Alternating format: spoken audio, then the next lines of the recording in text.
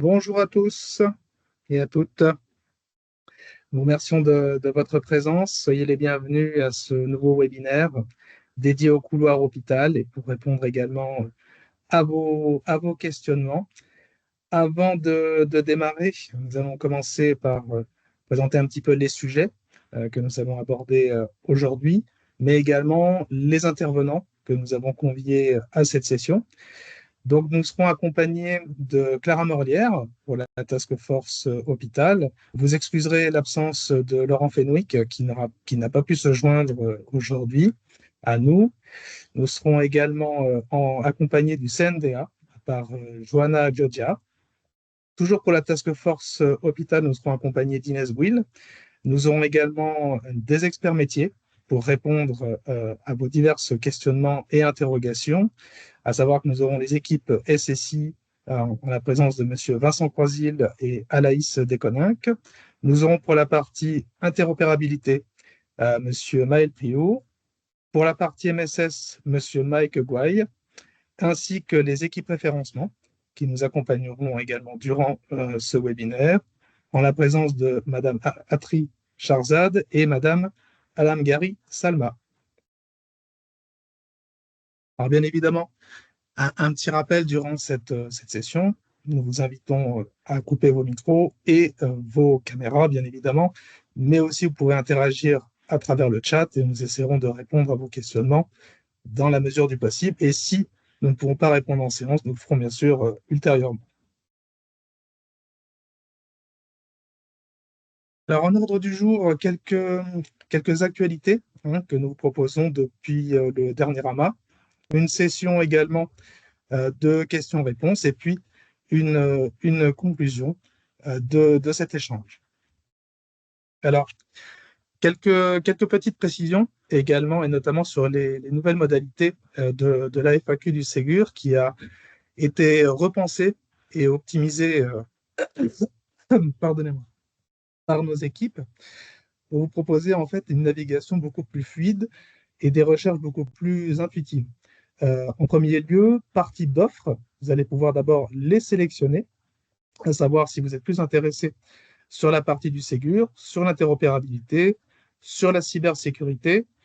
Vous allez pouvoir affiner votre recherche également ensuite par couloir et par dispositif, et également affiner encore cet affichage en utilisant des mots-clés par thème, notamment sur le parcours de référencement, la candidature administrative, le financement des prestations, les exigences et preuves. Vous gagnez ainsi en fluidité dans votre navigation et au travers de vos résultats, vous pouvez passer d'un couloir à l'autre.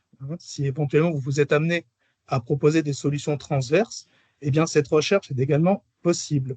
Et nous vous rappelons également le lien de la FAQ en bas de page et nous vous invitons à la consulter puisqu'elle évolue régulièrement en fonction des sujets et également celles et ceux qui vous posent problèmes et difficultés. Et je propose de laisser directement la parole à nos intervenants pour vous faire un tour d'horizon sur l'actualité. Oui, bonjour à toutes et à tous. Merci Fabien. Alors très rapidement, parce que ce n'est pas l'objet de cet AMA, mais comme ça s'est passé cet été, on se dit potentiellement que certains d'entre vous, en particulier éditeurs de DPI, n'étaient pas forcément présents cet été, pendant lequel on a organisé des ateliers fonctionnels autour du REM DPI en vue du référencement des pays vague de Ségur. Et donc, il y a des messages importants qui ont été adressés à l'occasion de ces ateliers. En particulier, donc je ne vais pas passer en détail sur tous ces messages-là, mais gardez en tête qu'on a communiqué sur l'homologation CNDA et le référencement Ségur, en rappelant qu'il était nécessaire que les éditeurs de DPI aient développé les fonctionnalités DMP et en particulier les fonctionnalités en lien avec l'intégration des documents dans les logiciels. Donc, ça fait référence aux exigences CDA DD05, voilà, sur lesquelles on a pas mal échangé, et DMP UX15. Et ça, c'est important de les avoir développés avant parce que ça peut avoir un impact sur l'homologation du logiciel. Donc, il faut d'abord les avoir développés pour ensuite procéder à l'homologation côté CNDA. Ensuite, sur la transaction TD33C qui fait référence à la suppression des documents, on a précisé ce qu'on entendait en fait par suppression des documents dans les exigences Ségur. Et cette précision a fait l'objet d'une réponse dans la FAQ. Et donc, en fait, par cette notion de suppression, on dit que ce n'est pas nécessairement une suppression au sens nominal du terme. Ça veut dire que le document n'est pas au plus accessible à l'utilisateur, car il peut avoir été supprimé, masqué ou que le PS n'est pas habilité. Mais dans tous les cas, quel que soit le scénario, il faut pouvoir permettre à l'utilisateur d'avoir la capacité de supprimer le dit document. Voilà, donc on l'a expliqué dans l'atelier. Si on passe à la slide suivante.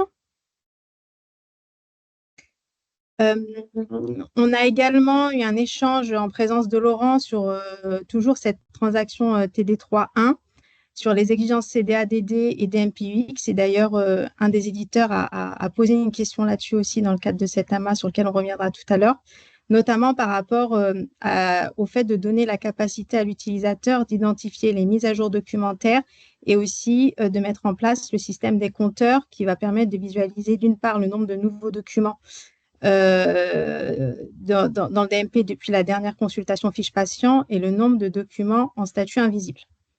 Donc ça implique la mise en place de la transaction TD3.1 que vous connaissez, mais on rappelle que l'ensemble de ces transactions doivent être faites de manière intelligente par les éditeurs, c'est-à-dire que on doit veiller à ne pas sursolliciter le système DMP avec le lancement de manière automatique et un peu aveugle de ces transactions-là. Voilà. Donc, on a expliqué un petit peu les règles de gestion dans l'atelier du mois d'août. On a également échangé autour du retrait de l'autorisation d'accès après retrait du consentement. Et on a échangé autour de la connexion secrète pour les mineurs. Donc, je ne vais pas détailler toutes les bullet points que vous voyez à l'écran. C'est juste pour vous dire qu'il y a vraiment des messages très structurants qui ont été passés cet été lors de ces ateliers, qui ont un impact bien sûr non négligeable sur vos stratégies d'implémentation. Donc, pour les éditeurs qui n'étaient pas présents, je vous invite, si tu passes à la slide d'après, à regarder les supports des ateliers qui vous ont été transmis par mes soins au mois d'août dans le cadre d'un mail le 11 août dernier. Voilà. Donc voilà, on a eu aussi un échange effectivement sur la gestion du versionning des documents. Donc voilà, c'est un petit rappel pour vous dire qu'il y a pas mal de choses qui se sont passées cet été qui sont importantes à avoir en tête pour vous, côté éditeur de DPI.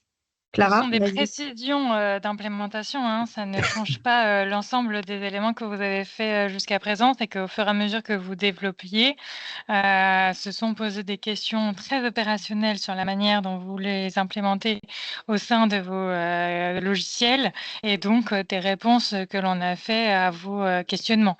Voilà, c'est surtout, c'est pour ça que ça arrive cet été, puisque forcément, vous nous avez posé les questions à ce moment-là aussi, parfois un petit peu avant, mais le temps qu'on fasse l'ensemble des instructions et des arbitrages, on avait, voilà, on les a partagés au fur et à mesure via ces différents ateliers. Et là, du coup, Inès vous en a rappelé un petit peu la substance. Donc attention on va continuer à pouvoir échanger là-dessus. Vous aurez peut-être encore d'autres questions au fur et à mesure de vos développements. Et bien entendu, l'idée, c'est de pouvoir vous accompagner comme on vous avait évoqué jusqu'à présent. Du coup, on avait... Oui, oui. Vas-y Clara. Sur Open 2, je te laisse j'allais la enchaîner main. justement. Okay. Et donc là, on vous accompagne via le programme SONS, bien entendu. Vous savez aussi que cet été, on a eu une actualité forte autour du programme Open 2 avec sa phase 1 consacrée à l'alimentation du DMP et l'envoi par MSS, mais aussi le nouvel indicateur sur la qualification de l'INS qui est désormais terminé. Les établissements avaient jusqu'au 31 août pour pouvoir saisir leurs indicateurs sur la plateforme Démarche simplifiée pour des cibles atteintes au plus tard le 31 juillet. Je pense que du coup, ça vous a également pas mal mobilisé au niveau des éditeurs pour pouvoir répondre parfois à leurs questions, y compris au niveau de leurs statistiques. C'est pas impossible que ça continue, puisque les ARS sont en cours d'instruction de l'ensemble des dossiers jusqu'à fin septembre pour pouvoir faire effectivement les délégations de financement pour soutenir financièrement les établissements dans cette démarche courante de la fin d'année. Évidemment, la question se pose de la suite. On a fait un certain nombre d'annonces déjà lors notamment du Conseil du numérique en santé en juin dernier sur le fait que notre priorité numéro un, c'est de poursuivre la promesse de mon espace santé. Après, évidemment, notre priorité encore plus au-dessus qui était de garantir la résilience du système de santé avec le renforcement de la posture cyber des établissements de santé avec le programme CARE. Donc là, pour pouvoir garantir la promesse de mon espace santé, on va solliciter le soutien de ce programme avec sa phase 2. Et donc, les travaux sont en cours pour entériner ce contenu, les différents objectifs. Ce n'est pas l'objet de ce webinaire, donc on ne rentre pas dans le détail. Mais voilà, pour vous donner quelques informations, ça fera l'objet d'une instruction courant là d'ici la fin de l'année 2025, avec donc ce que je viens d'évoquer, à la fois la consultation intégrée du DMP dans les DPI, c'est sur quoi vous travaillez, mais aussi vous avez des exigences de cybersécurité et d'IAM, et donc c'est pour qu'on puisse renforcer la chaîne de sécurisation de l'identité des professionnels de santé également pour l'accès aux services numériques sensibles, et évidemment du coup aussi à la fois le DPI et le DMP. Donc, l'objectif, c'est vraiment d'accompagner l'ensemble des établissements aux côtés du SONS dans le cadre de cette phase 2 du programme. Mais c'est important de voir en tête que c'est une partie de la suite du programme. Il y a également d'autres transformations numériques importantes qui feront l'objet d'un accompagnement financier dans le cadre du Open 2 sur d'autres thématiques qui peuvent d'ailleurs, en tant qu'éditeur, vous impacter également. On communiquera dessus là, en cette courant d'automne. C'est pas l'objet du webinaire. Voilà pour le programme Open 2. On va pouvoir poursuivre sur les questions-réponses que vous avez pu émettre du coup depuis cet été. Et je laisse la parole à Fabien et Inès. Oui, merci. Oui. Alors, pour plus de facilité, ce que je vais faire, c'est que je vais procéder à la lecture des questions, et ce qui permettra directement à l'intervenant d'apporter la réponse si vous en êtes d'accord. Alors, pour le référencement Ségur, nous avions travaillé sur la production des preuves d'homologation du CNDA pour le profil de consultation du DMP dans la version requise pour le référencement DPI en version 2.9. Conformément à l'atelier du mois d'août, nous avons demandé au CNDA d'ajouter la transaction TD3.3C à notre dossier en version 2.9. La semaine dernière, nous avons reçu un nouveau cahier de test d'homologation dans une nouvelle version 2.10 qui ajoute les tests de la transaction TD3.3C, mais qui ajoute également des tests et preuves supplémentaires sur les autres transactions, ainsi que des modifications sur des tests entre la version 2.9 et la version 2.10. Sur quel package doit-on inscrire nos travaux? Du coup, Johanna, qui est la gentillesse des présentes du CNDA, je te laisse répondre. Bien sûr. Bien, en fait, comme on le disait, c'est un conseil que l'on fournit aux éditeurs de s'appuyer sur le dernier package réglementaire disponible dans le cadre de votre homologation. C'est une recommandation, ce n'est pas une obligation. Vous n'avez aucune contrainte dans le cadre des développements des DPI PFI de basculer sur un package plus récent, et vous bénéficiez toujours de la possibilité de rester en 2.9.0. Cependant, nous attirons votre attention sur le fait que certains des ajouts qui sont dans les 2.9.1 et 2.10 sont perçus parfois comme étant de nouvelles obligations. En fait, ce sont juste des précisions qui ont été ajoutées dans les guides d'intégration pour venir expliciter des points qui n'étaient pas compris, mais qui sont déjà, dès la 2.9.0, en fait, vérifiés par le CNDA lors de vos homologations.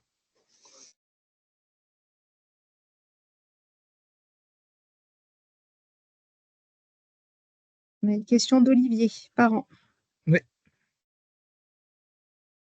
Et tu peux le débloquer pour qu'il puisse intervenir.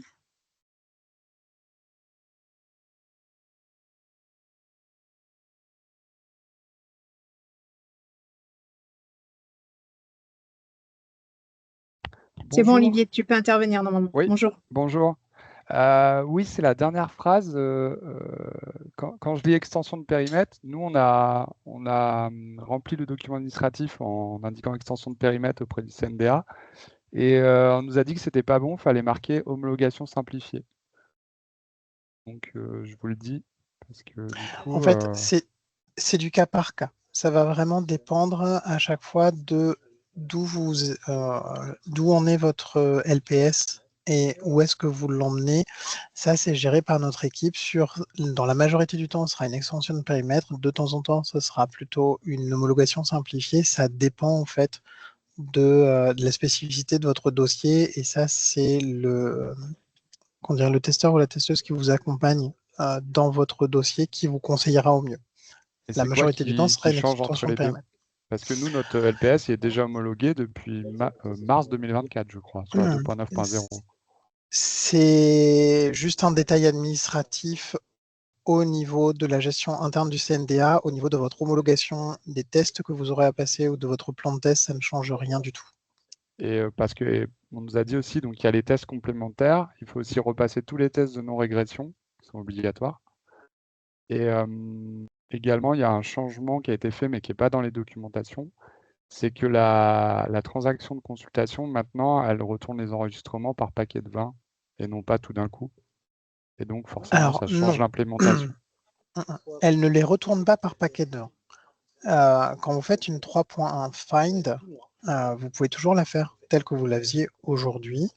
C'est pour les TD 3.1 d'acquisition d'informations sur les documents, notamment les leave class, get document ou ce genre de choses, où il vous est demandé de les réaliser par paquet de 20. Cette information a été diffusée lors de l'AMA en début juillet, réalisée par le Ségur, et elle va être incluse dans une fiche d'information qui sera diffusée prochainement par le GIE. Ok, merci pour la précision. Effectivement, c'est pas pareil que ce qu'on avait compris. Mais donc, vous me confirmez, par contre, il faut bien repasser les tests de non-régression. Ça, on n'a pas moyen. Même si on est sur extension de périmètre, peu importe, il faut tout le temps les repasser. Ça permet de vérifier qu'il n'y a pas d'effet de bord au niveau de vos développements. Ok, très bien. Merci. Est-ce qu'il y a d'autres questions? Est-ce qu'on passe à la question suivante?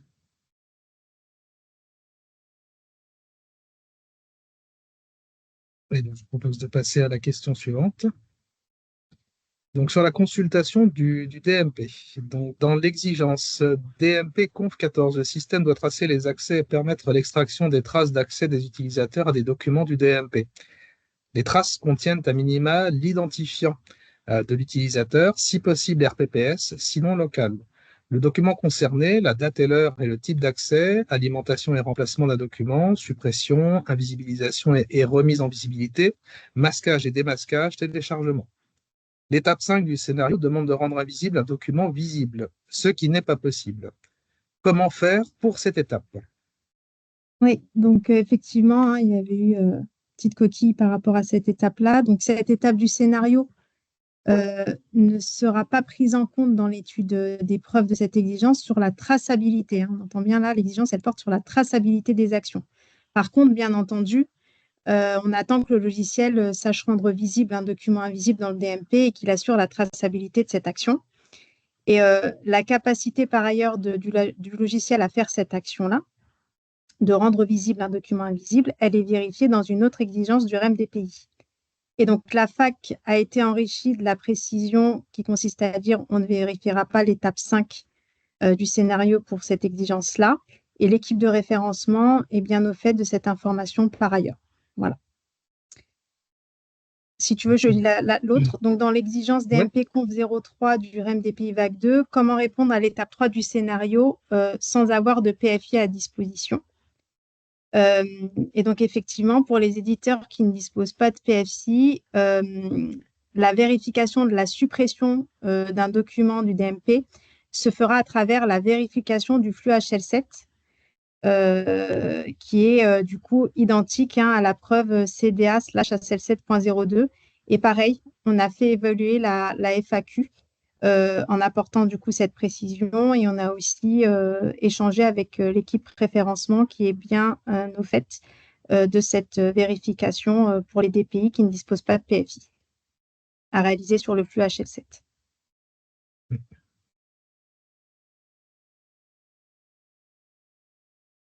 Merci Inès. Je propose de passer à la question suivante. Toujours sur la consultation Ouais. DMP. Ouais, pardon. Alors là, c'est un gros texte. Oui, Du coup, ça va être un peu lourdingue si tu lis tout de oui, manière c'est ce que voilà, j'étais en train linéaire. de me dire. Du coup, on va peut-être te donner la parole à Clara. Clara, je te laisse contextualiser un petit peu la demande et apporter la réponse derrière. Oui, comme l'a évoqué tout à l'heure, hein, déjà, tu l'as évoqué sur la TD 3.1, c'est une des transactions là, vu qu'on a demandé deux exigences assez conséquentes, et ben, vous avez plein de questions dessus. C'est déjà les questions qu'on a posées cet été, auxquelles on a répondu sur un certain nombre, et en fait, au fur et à mesure, vous en posez d'autres, donc c'est la suite de ces discussions. C'est d'ailleurs pour ça que, côté du CNDA, il y a vraiment cette volonté de pouvoir vérifier le fait qu'il n'y ait pas de sursollicitation côté des pays ou côté DMP, puisque du coup, on sent que vous avez toutes ces questions-là. Là, le fait de pouvoir passer au CNDA justement et échanger avec eux sur cette transaction, ça fait partie des éléments de toutes vos questions. Là, la question pareil, en fait, pour éviter une sursollicitation, il y a plusieurs manières de faire. Et donc, l'éditeur dit aujourd'hui, il y a une solution 1 qui est l'appel en masse de la TD 3.1. Quand on dit appel en masse, bien entendu, c'est au début, au moment où l'utilisateur se connecte sur le dossier du patient pour avoir les différents compteurs de l'exigence DMP-UX 15 et ensuite aussi les informations sur la mise à jour des documents. La question de l'éditeur, c'est alors il nous aurait paru plus économe de réaliser l'appel que pour les documents du DPI présents dans le DMP que l'utilisateur consulte et donc sur lequel il est susceptible de faire des actions.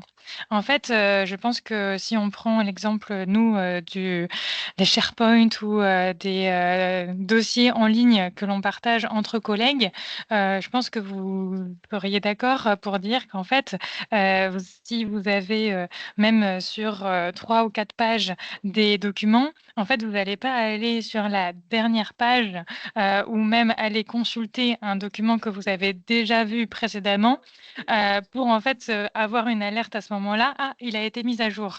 Non, vous avez besoin que ce soit en préventif, en début d'action, au moment où l'utilisateur se connecte sur la page, que là, vous avez une information en disant attention, il a été mis à jour. Donc, on comprend qu'effectivement, ça aurait pu être plus économe. Pour autant, l'objectif métier qui, lui, l'emporte évidemment sur les exigences et notre orientation, c'est de pouvoir avoir l'information dès les débuts de la connexion. Par contre, ce qu'on dit, c'est quand on dit pas de sursollicitation, c'est qu'ensuite, une fois que vous avez fait ces transactions au démarrage, au moment de l'ouverture du dossier, et de l'espace documentaire, de votre logiciel, c'est qu'il n'y en ait plus après, pas dès qu'il y a une alimentation, pas, si ça fait 5 minutes que l'utilisateur est déjà connecté. Voilà, c'est ensuite qu'il ne faut pas en refaire une, enfin refaire des transactions, sauf sur demande de l'utilisateur. Ça, c'est la solution 1. Et c'est donc pour répondre à cette question. Solution 2, c'était de faire uniquement les appels sur les documents de consulter. Donc, vous avez compris de mon explication que c'est pas celle qu'on retient, puisque ce n'est pas l'objectif poursuivi par l'exigence et par les demandes de métier que l'on a eues dans le cadre de l'organisation de la vague 2 des pays. Donc, si tu vas à la slide suivante, Fabien.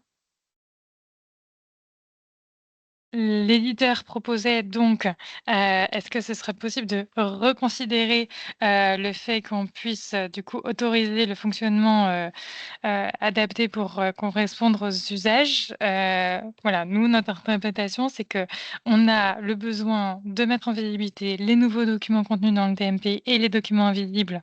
Ça, c'est la fameuse exigence compteur DMP UX15. Et du coup, voilà, lancer au démarrage au moment que l'utilisateur est dans la fiche patient. Deuxième point, mettre en visibilité à l'utilisateur les documents mis à jour, ceux qui ont été intégrés dans le DPI. On rappelle évidemment que nous, on va beaucoup dire aux utilisateurs, aux établissements, qu'il n'est pas question de récupérer l'ensemble des documents du DMP dans le DPI. Il faut intégrer uniquement les documents qui sont pertinents pour la prise en charge du patient. Et donc là, voilà, si jamais un document a été mis à jour, mais que ce n'est pas celui qui était consulté ou même dans la page que voit l'utilisateur, en fait, si c'est à la page 5 qu'un document a été mis à jour, mais que c'est une importante mise à jour, s'il va jamais le consulter, en fait, il ne saura jamais qu'il y a eu une mise à jour. Donc, ce n'est pas du tout l'objectif que l'on poursuit. J'espère que j'ai été claire. S'il y a de nouveau des questions là-dessus, on pourra y revenir lors d'un prochain atelier, comme ça a l'air d'être le cas, vu que c'est pas la première fois qu'on nous pose la question. Merci Clara. Est-ce qu'il y a des questionnements spécifiques?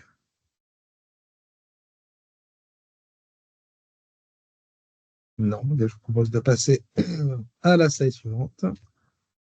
Ah, pardon. Madame Salsac.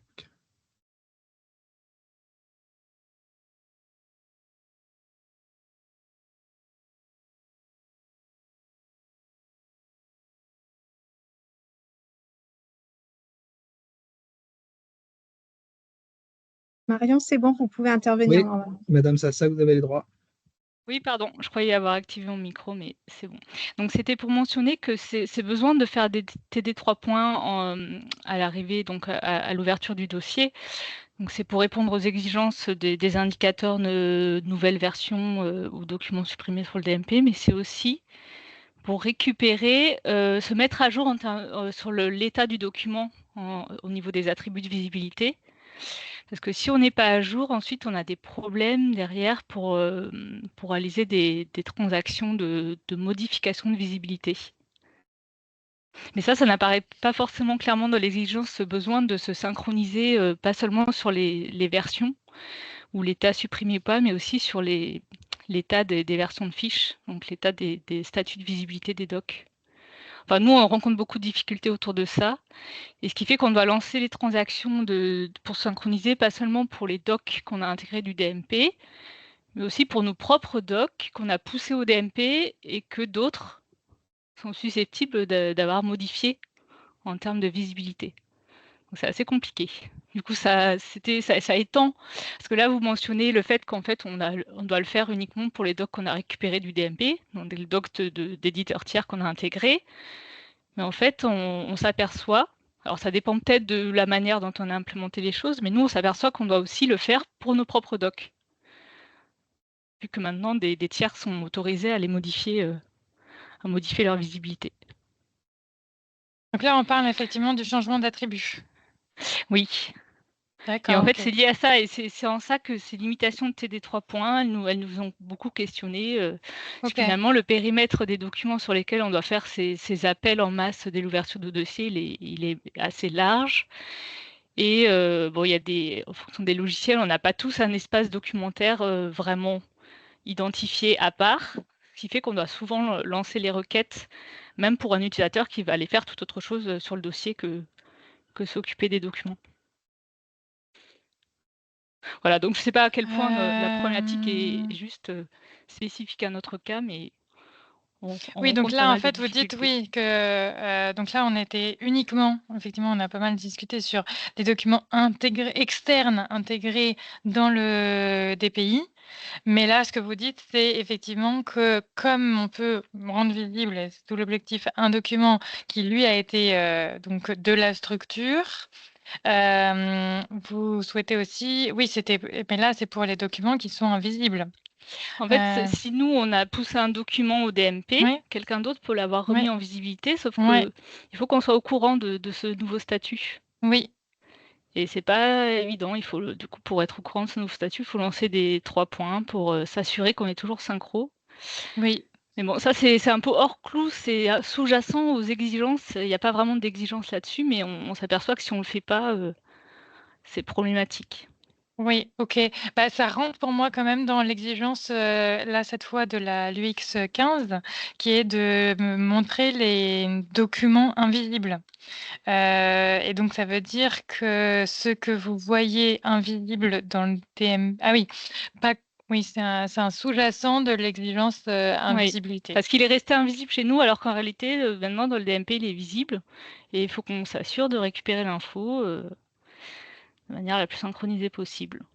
Ok. Et effectivement, s'il y a beaucoup de documents, là, dans tous les cas, il peut y en avoir beaucoup parce que c'est ceux qui ont été générés par le système et qui sont alimentés du coup au DMP. Donc ça, on vous en demande pas mal d'être alimentés. Alors, il y a quand même la limite des 6 mois, enfin, je crois, je sais plus, la Oui. remise en visibilité automatique qui va heureusement nous permettre de ne pas aller requêter jusqu'à il y a 3 ans ou 5 ans.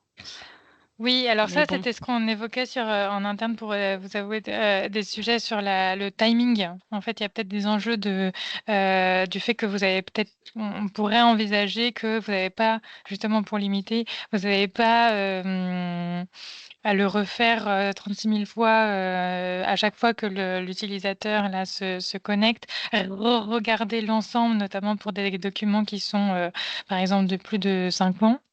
Mais on a aussi le retour que plus on met de ce genre de filtre un petit peu précis, plus ça peut être compliqué en termes de règles et de développement à mettre en œuvre.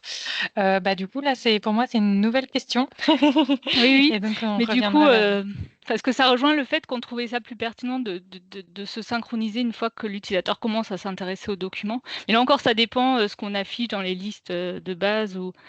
Enfin, nous, finalement, le statut de visibilité, ça dépend à quel moment on l'affiche. Ceux qui l'affichent au plus tôt vont avoir besoin de se synchroniser au plus tôt, dès l'arrivée sur le dossier. Si on l'affiche qu'une fois qu'on ouvre le document, là, on peut faire la synchro comme on va le consulter. Mais bon, du coup, les limitations, elles sont assez, finalement assez peu économes, en tout cas, nous, au final. C'était juste pour... Ok. En tout cas, voilà, sur la partie documents externes intégrés au DPI, voilà, je pense que c'est vraiment en termes de mise à jour, non pas forcément de l'attribut, hein, mais de contenu, ou si finalement il n'est plus accessible, hein, ça veut dire il y a eu une action dessus. Je pense que ça, c'est très important parce que l'utilisateur n'irait pas le chercher. Là, je comprends que c'est sur les documents qui sont générés par l'établissement, tous les changements, y compris d'attributs, du coup, est-ce que c'est... je comprends que la question sur la sollicitation de la TD 3.1 se pose à ce moment-là. Ok, voilà. Une nouvelle question, on prend et on reviendra vers vous. Merci. Au plus vite. Fabien, on ne voit plus ton support à l'écran. Ah si, moi je le vois, Inès. Si. Ah d'accord, autant pour moi. C'est bon. On actualise. Non, vous voyez, peut-être un petit problème de synchro. Vous voyez bien la slide? Oui, là, c'est bon pour moi. J'ai eu un petit souci technique de mon côté. Okay, c'est bon.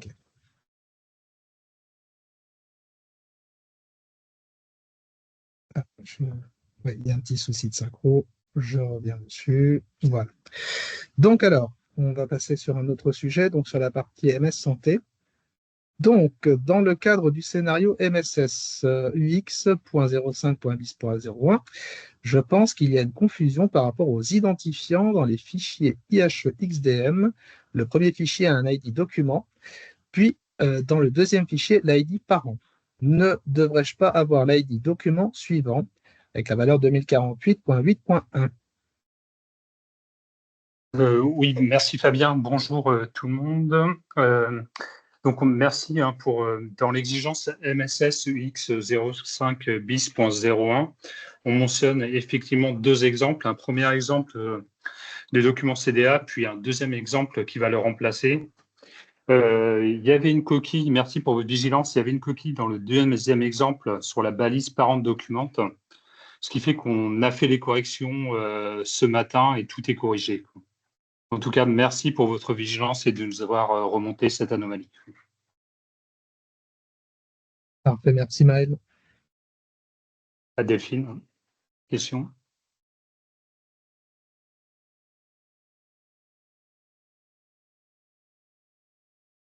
Allez-y. Oui, pardon, c'est effectivement, nous, on a détecté, on est en train de faire d'autres tests, notamment le test qui permet de valider le fait d'intégrer les MDM avec un courrier provenant de la MSS, et dans les exemples donnés dans le fichier MDM qui est donné en exemple et où on doit juste modifier la partie MSH, on a trouvé également qu'il y avait des erreurs, notamment il manque le set ID, et dans ce cas-là, on passe par le support pour vous le signaler également si on... Oui, c'est D'accord. Oui, c'est le plus simple. Passer par le support, n'attendez pas les AMAC, en fait. Oui, c'est parce qu'on vient de tester cette semaine, on s'est aperçu de D'accord. ça il y a quelques jours.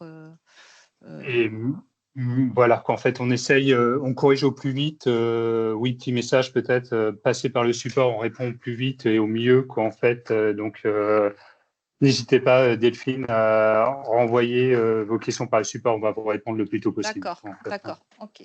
Merci. Merci Maëlle. Alors, je vous propose de passer à la question suivante, s'il n'y a pas d'autres interactions. Alors, sur la partie annuaire PS, dans le cadre de l'exigence MSS UX.10 en utilisant Fire, mon logiciel ne peut pas utiliser voie rue comme critère.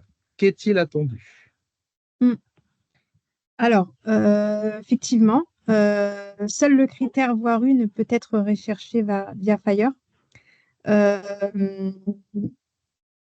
Donc, par voie de conséquence, on va l'impacter effectivement, nous, dans nos points de contrôle au niveau de l'équipe référencement. Le critère voie rue ne sera pas inclus dans ces points de contrôle pour cette exigence. En revanche, l'éditeur en question nous avait dit qu'il y avait d'autres critères qui n'étaient pas requêtables via Fire, et après s'être renseigné auprès des experts, les critères suivants sont bien requêtables via Fire, à savoir spécialité, donc c'est spécialité du praticien, raison sociale, c'est le lieu de son exercice professionnel, code postal, donc c'est le code postal de son lieu d'exercice, et la ville, lieu d'exercice. Donc, ces critères-là qui sont explicités dans le REM sont bien requêtables via Fire. Concernant le scénario, donc on vous demande effectivement de montrer que tous les critères qui sont mentionnés dans le REM sont bien intégrés au moteur de recherche pour pouvoir procéder à la recherche des PS via l'annuaire. Donc, quant à la recherche en elle-même, donc il y a plusieurs manières de le faire. Elle peut être réalisée effectivement soit de manière unitaire en mobilisant de manière unitaire, critère par critère, sachant que bien entendu, il faut que cette recherche, elle ait un sens logique. Et donc, le sens le plus logique pour un critère unique, c'est par exemple de mettre le numéro RPPS ou ADELI. Soit on peut réaliser cette recherche-là en mutualisant, et c'est là où c'est aussi intéressant, plusieurs critères. Et les plusieurs critères, bien entendu, ils sont laissés au choix de l'éditeur. Donc, ça pourrait être, par exemple, je recherche un cardiologue dans le 11e à Paris. Voilà.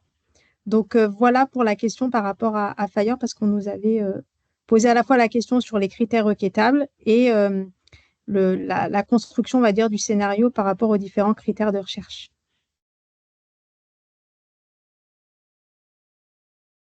Alors, il y a une question dans le chat. Nous ne pouvons pas chercher ADELI, c'est RPPS dans Fire. Alors, RPPS, Maëlle, je ne sais pas si tu es là. RPPS, oui. Il me semble qu'ADELI aussi, mais... Je pense que à vérifier qu'en fait notre expert sur l'annuaire n'est pas présent, mais oui, je pense qu'ADELI n'est pas requêtable, Inès. En fait. D'accord. Okay. C'est que RPPS qui est requêtable via l'API Fire. Donc, il faudrait peut-être, petite coquille, hein, c'est de ma faute, on faudrait peut-être enlever le ou, quoi, en fait, RPPS ou ADELI. Quoi.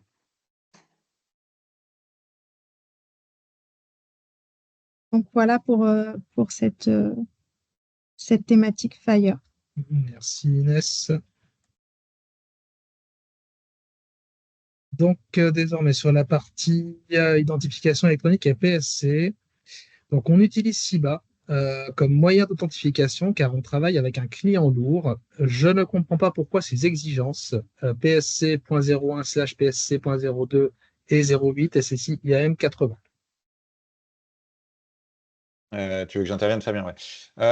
Alors, dans le cadre dans le cadre des DPI, en fait, on est dans un écosystème où on a un écosystème d'applications. Donc, on a plusieurs applications. Et dans ce cadre-là, le SIBA n'est pas adapté Alors, il est adapté pour les clients lourds et on comprend la question. En revanche, dans un écosystème d'application, il est préférable d'utiliser le code flow dans lequel on va ouvrir un navigateur. Et ce navigateur permettra de faire du partage de sessions ou d'intégrer le SSO pour les autres applications qui vont qui vont devoir suivre la même exigence en fait finalement. D'accord. C'est ce que vous vivez notamment sur Microsoft. Hein. Dès que vous utilisez Microsoft ou Office 365, c'est les mêmes mécanismes et ça permet justement de faire ça. Donc, il se trouve que l'exigence impose qu'on ait le code flow. Rien n'empêche que vous ayez aussi le CIBA, même si a priori, une fois qu'on a le code flow, il n'y a pas trop d'intérêt d'avoir le CIBA. Tout ça pour finaliser sur le fait qu'effectivement, on a construit le CIBA pour répondre aux clients lourds, mais pas dans le cadre des DPI qui ne sont pas adaptés par ce fait qu'on a la multitude d'applications et des solutions de SSO et d'IAM. Voilà. Merci beaucoup, Joachim, et j'en profite pour aussi évoquer que ce sujet de l'IAM au sein des établissements de santé, c'est notre gros pendant de la consultation de mon espace santé, comme vous le savez. Quand on va mettre les moyens, notamment à travers le projet Open2 et OSP Connect, dont je n'ai pas parlé au tout début, mais voilà, c'est un très très gros point et qu'il faut que les éditeurs et vos solutions soient en capacité de pouvoir proposer aux établissements les éléments qu'il leur faut pour développer ces capacités et répondre à ces exigences. Voilà, je prends pas la partie technique, je pense juste à l'accompagnement pour les prochaines années en remettant un petit peu une couche par rapport à ce que tu viens de dire, Joachim. Très bien. Merci à vous deux. Est-ce qu'il y a des questions? Alors, j'ai vu qu'il y avait des questions. Je vais répondre à la question qui vient d'être posée. Nous avons contacté le support PSC pour une problématique d'accès au bac à sable il y a plusieurs semaines. Nous avons relancé. Nous n'avons pas de réponse. Pouvez-vous me confirmer l'adresse mail du support PSC, s'il vous plaît? Je pense que l'adresse mail que vous avez utilisée, elle est bonne. C'est prosantéconnect.editeur avec un s@isanté.gouv.fr. Nous sommes un peu surchargés au niveau support actuellement. Et pour dire, vous avez plusieurs semaines. Moi, oui, si vous avez dû tomber dans l'été, donc ça peut expliquer le délai. Voilà, désolé. Il y a une autre question, je ne comprends pas. On peut se connecter avec CIBA avec notre client en l'heure. Pourquoi je devrais faire du code flow? Nous n'avons pas besoin de ça avec notre logiciel. Alors, vous avez tout à fait raison de votre point de vue. Mais comme vient de le dire Clara, en fait, c'est du point de vue de l'établissement qu'il faut se placer. Donc, dans le cadre du point de vue de l'établissement, l'utilisation du code flow permet pour l'infrastructure technique de l'établissement et de tous les travaux qu'on va faire autour d'Open2 et d'OSP Connect de permettre à l'établissement d'unifier ces mécanismes de SSO et d'IAM et de fournir de l'authentification beaucoup plus fine pour ses utilisateurs à travers l'ensemble des applications et pas uniquement la vôtre. Donc je comprends parfaitement votre point de vue, mais c'est votre point de vue. Voilà. Ce sont des mécanismes. Alors, en fait, le CIBA, il est propre à votre application. C'est une mécanique qui est propre à votre application. Vous dialoguez directement avec ProSanté Connect. C'est pour ça que c'est intéressant pour un client lourd. Quand vous ouvrez le navigateur, vous commencez à utiliser des mécanismes du navigateur et des systèmes d'exploitation, que ce soit Microsoft, Apple ou même Android, etc. Et grâce à ces mécanismes qui sont natifs dans les systèmes d'exploitation, on peut, grâce au SSO IAM qui utilise aussi ces mécanismes, bénéficier d'une expérience utilisateur meilleure. Donc, de votre point de vue d'application, j'entends votre remarque. Du point de vue de l'écosystème global de tout un établissement et des travaux, je répète, que vient de décrire Clara, le code flow est beaucoup plus adapté, voire est la seule solution adaptée, le CIBA n'étant pas du tout adapté pour le coup. Joachim, peut-être que si la personne qui pose la question, pour pouvoir avancer là, parce qu'on est à 10 minutes et il y a encore quelques autres questions, Inès, nous envoyer un petit mail éventuellement qu'on rééchange là pour la personne qui, pour que on en réexplique un petit peu l'entièreté du sujet vis-à-vis du point de vue établissement, ça vaudrait peut-être le coup. Ouais, et j'invite d'ailleurs les personnes, il y a des webinaires hebdomadaires le vendredi après-midi où les gens peuvent venir et poser leurs questions sur ProSanté Connect. Je ne sais pas si le lien a été fourni, mais je sais qu'il y a déjà des gens qui sont présents là qui y sont. Voilà. Oui, c'est une très bonne idée, Joachim, de rappeler peut-être que si tu as le lien ou Alors, Fabien, le mettre dans le... alors le problème, c'est pour avoir le lien, il faut aller sur la newsletter. Et donc, voilà, il faut aller sur le site web. J'ai pas le lien sous la main, mes équipes l'ont, je suis désolé. Ouais. Bon, on Voilà. vous l'enverra effectivement peut-être dans On va, l'invitation, oui, Inès, on va voir. on va le Demandez-moi et poster je vous le ensuite. renvoie à Fabien ou Clara. Voilà. Oui, non, mais Très c'est bien. intéressant parce qu'effectivement, peut-être que là, il y a beaucoup de DPI, mais il y a aussi toute la partie des autres logiciels voilà, qui sont intéressés. Merci beaucoup en tout cas. On va vous faire passer le lien ensuite, hein, bien évidemment, dans la conversation, le temps de le retrouver. Je propose de passer à la suite. Donc, sur la partie alimentation du DMP, la question, où exactement doit-on renseigner le FINES dans le PRT lors d'une demande d'alimentation du DMP? Est-ce dans le PRT 8.10? Bonjour. Donc oui, effectivement, la réponse est assez simple. Oui, effectivement, c'est bien le PRT 8.10 pour transmettre cette information. Oui, merci Sylvain. Est-ce que ça appelle questionnement?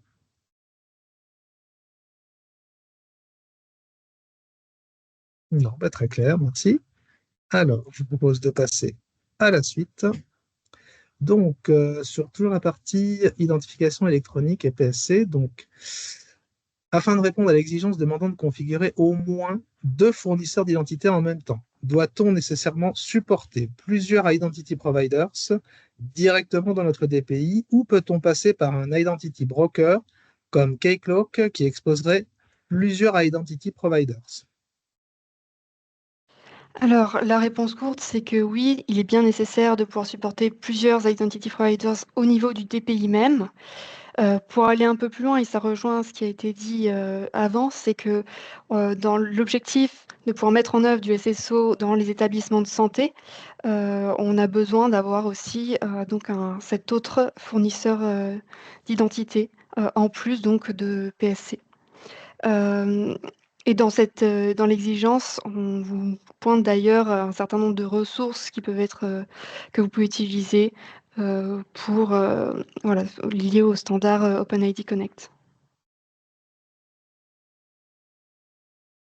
Je pense Merci, que Anaïs. tout est dit, ça rejoint ce que disait Joachim juste avant hein, sur la nécessité de faire en sorte que les établissements de santé puissent mettre en œuvre des mécanismes d'authentification type WebSSO basés sur de l'OpenID Connect.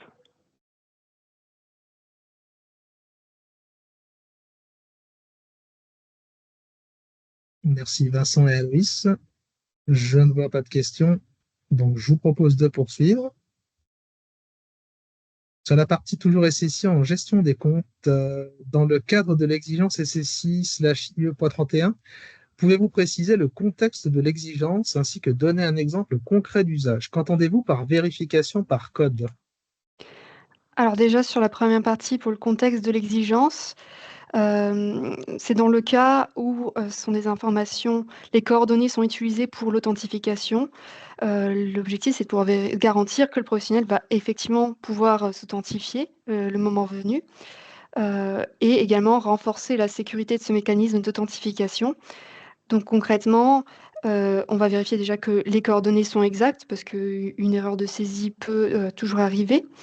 Et ce qui l'empêcherait ensuite de pouvoir se reconnecter et également vérifier, donc là pour la partie plus renforcer la sécurité, que ces coordonnées sont bien sous la maîtrise du professionnel de santé et éviter qu'un autre tiers non autorisé puisse intercepter les moyens d'authentification. Et pour ce qu'on entend par la vérification par code, pour ce qui est des adresses mail, il y a 2 types de méthodes principales. Soit on envoie un code numérique ou alphanumérique sur l'adresse mail et du coup on demande sur le formulaire que le professionnel indique ce code qu'il a reçu par mail. Ou bien on peut envoyer un lien unique, donc en général un URL, toujours sur l'adresse mail et en cliquant sur ce lien, donc ça va valider ici le mail qui était fourni. Pour le numéro de téléphone, c'est similaire. On va en général envoyer un code numérique, que ce soit 4 à 6 chiffres, par SMS, sur le numéro bien sûr qui a été fourni. Et là encore, le professionnel va devoir le ressaisir dans la solution pour voilà, montrer que c'est bien le numéro qui lui appartient. Donc cette vérification, on l'a fait bien sûr au moment de la création du compte, mais également si par la suite il modifie une coordonnée. Là vraiment c'est important pour s'assurer que ce soit pas une autre personne illégitime finalement qui aurait demandé une modification. Et si la vérification ne fonctionne pas, on ne pourra pas utiliser cette coordonnée-là. Elle va être considérée comme invalide.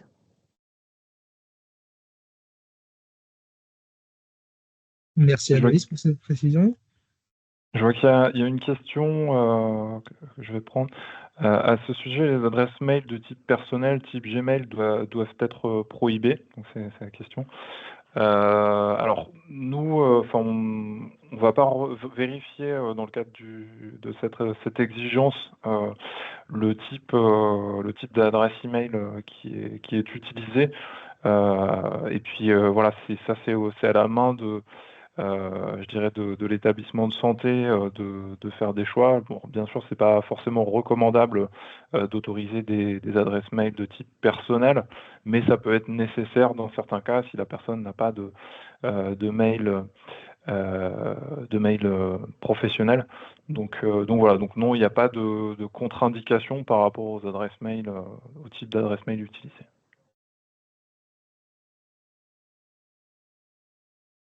Merci Vincent. Une question de Monsieur Porio également.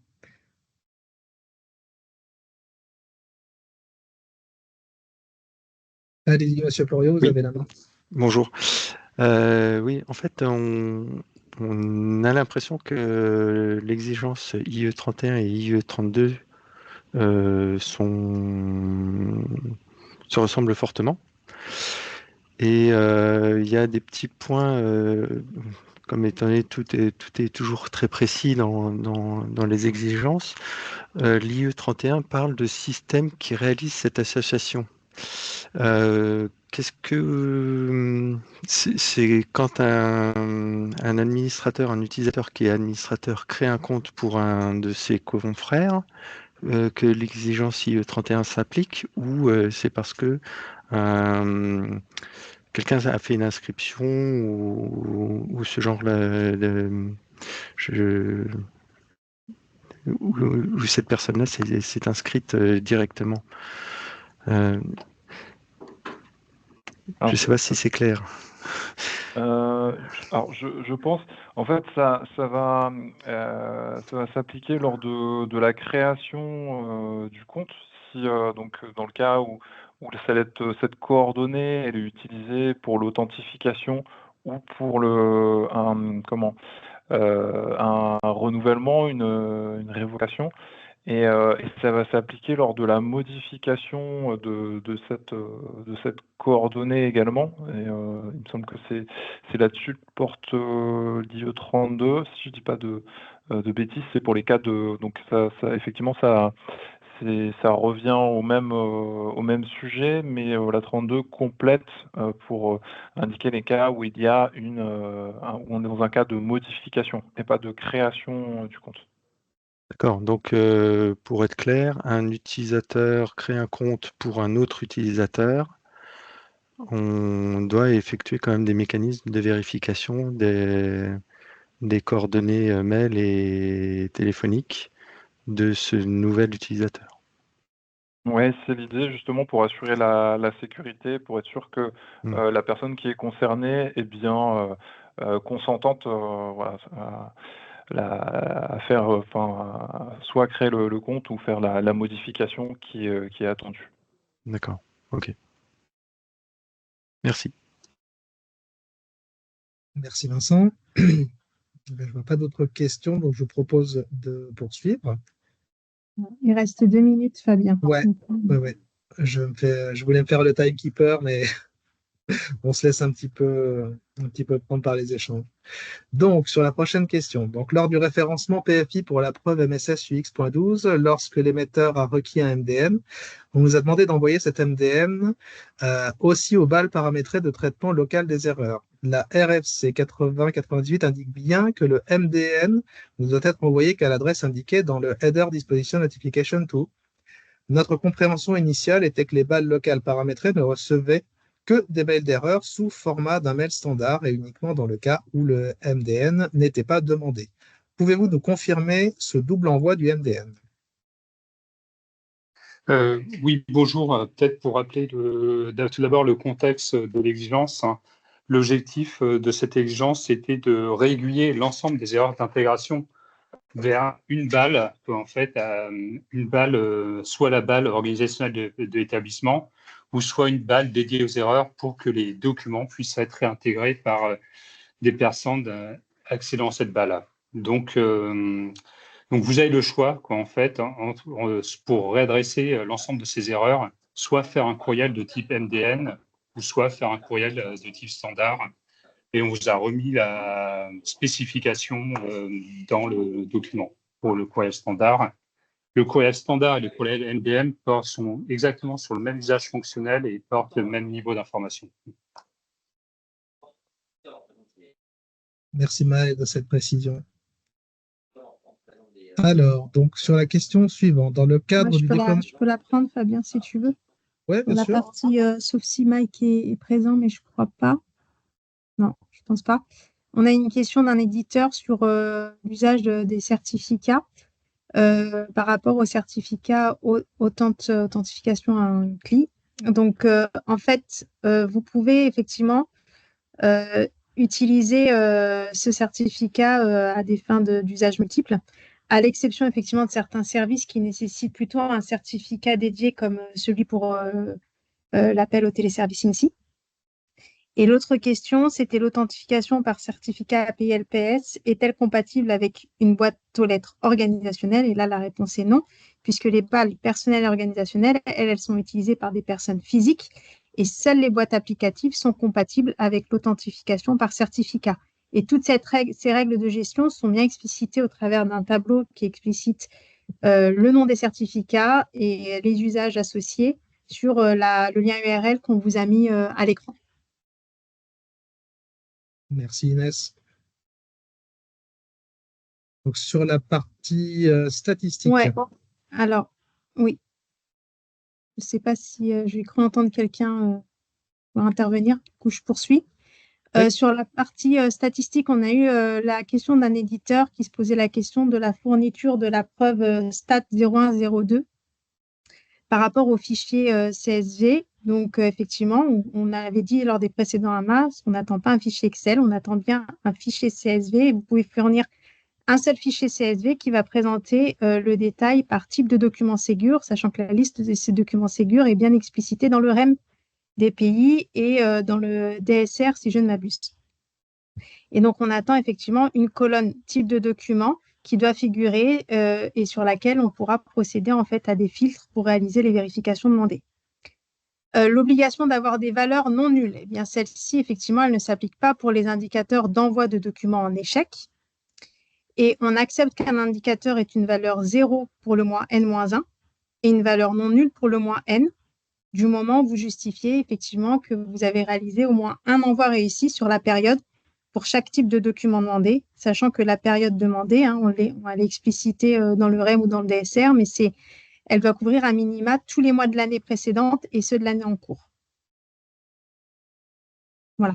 Et donc, ça, on ne l'a pas mis là dans la slide, mais toutes ces règles de gestion, elles sont bien explicitées dans le DSR, avec un chapitre dédié.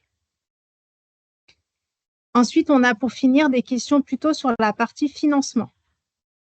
Donc, on a eu plusieurs éditeurs qui se sont posé la question de savoir s'ils avaient le droit, donc là, c'est plutôt sur la partie PFI, en particulier les PFI référencés, est-ce qu'ils avaient le droit de procéder, on va dire, à la généralisation de la signature de bons de commande, alors que les pilotes, donc au nombre de 3 qu'on exige dans l'arrêté de financement, ne sont pas, entre guillemets, terminés et n'ont pas fait l'objet, en fait, d'une signature de PV pilote. La réponse est oui. Vous n'êtes pas dans l'obligation, au contraire, justement.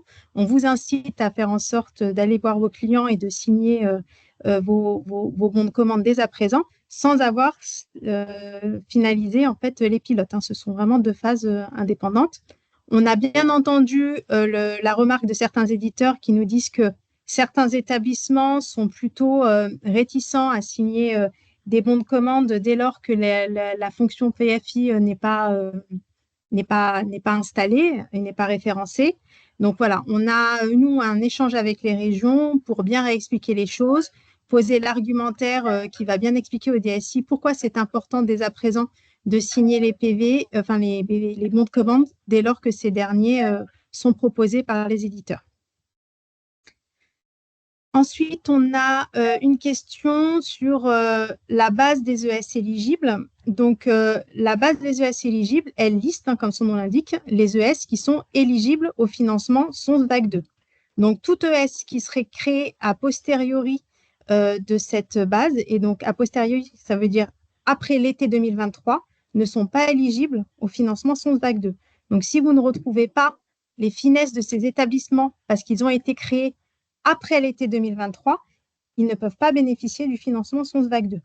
Et donc, je vous invite aussi, on ne le voit pas forcément bien, effectivement, à lire l'onglet qui s'appelle à lire éligibilité, où on liste dans la base des ES éligibles tous les critères qui ont fondé le fait qu'on vienne mettre un établissement dans cette base-là. Et la notion, effectivement, de création d'établissement postérieurement à l'été 2023 est bien explicitée. Donc ça, c'est pour la création de nouvelles entités. Concernant la fusion, on a eu aussi cette question. Donc, effectivement, la vie suit son cours et les établissements peuvent être amenés à évoluer et à fusionner ou à déménager. Et donc, dans ce cas-là, on vous invite à vous appuyer sur les finesses qui sont établies sur la base des ES éligibles pour que ces derniers puissent être reconnus de l'ASP, en accompagnant, du coup, votre bon de commande d'un justificatif qui vient expliciter l'évolution de la structure, soit en termes de déménagement, soit en termes de fusion, avec les nouveaux finesses associés. Voilà pour la règle pour gérer ces évolutions de finesses par rapport à la base des ES éligibles. Voilà. Et si vous avez des questions, du coup, c'est la slide d'après.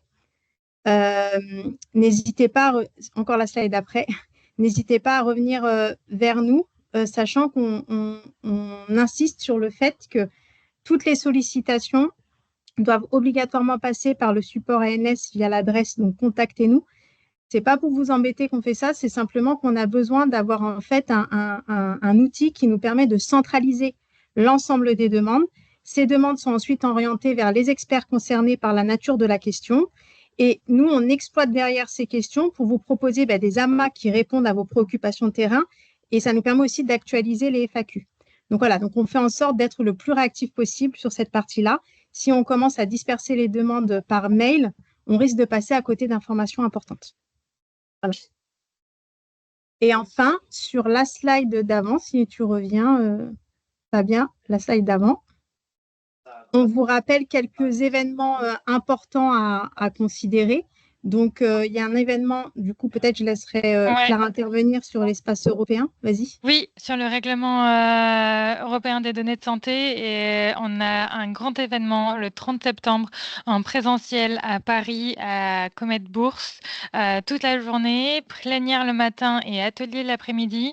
Et je voulais vous en reparler parce qu'on a un atelier justement l'après-midi sur l'identification des briques et logiciels SIH qui sont concernés par les obligations du règlement. Et du coup, si vous êtes intéressé, si vous pouvez participer, ça serait intéressant de vous inscrire à cet atelier-là particulièrement, même si vous venez que éventuellement pour l'après-midi. Donc voilà, je vous remets le lien d'inscription dans le chat. Merci. Et les deux dernières infos avant de vous quitter. Donc, il y a un webinaire qui est organisé sur justement l'API Fire, si tu peux revenir sur la slide précédente. Le 6 octobre de mémoire. Non, sur la slide événement. Donc, voilà. Donc, comme vous l'avez vu, il y a une exigence liée à cela qui a posé pas mal de questions aussi dans le cadre du chat. Donc, je vous invite à vous y inscrire. Dans l'attente, bien sûr, on va répondre à vos questions qui ont été posées dans le chat. Et on va mettre en place un cycle de webinaires mensuel. L'idée, c'est d'être plutôt en mode anticipation. Donc là, on va regarder avec la CNAM et le CNDA et puis les experts ANS pour voir quelles sont les dates qu'on pourrait vous proposer de manière à vous les envoyer suffisamment à l'avance pour que vous puissiez réserver les agendas. L'idée, c'est de vous proposer un amas à fréquence à peu près mensuelle de octobre jusqu'à au moins décembre et on verra comment on poursuit sur la suite. Voilà. En tout cas, merci pour votre présence. Vous étiez très nombreux, donc ça montre que ça répond à un besoin éditeur. Et on espère vous retrouver très vite avec un prochain AMA, du coup, au mois d'octobre. Et dès qu'on a la date, on vous l'envoie. Merci beaucoup. Bonne journée. Au revoir. Merci à toutes et à tous. Au revoir.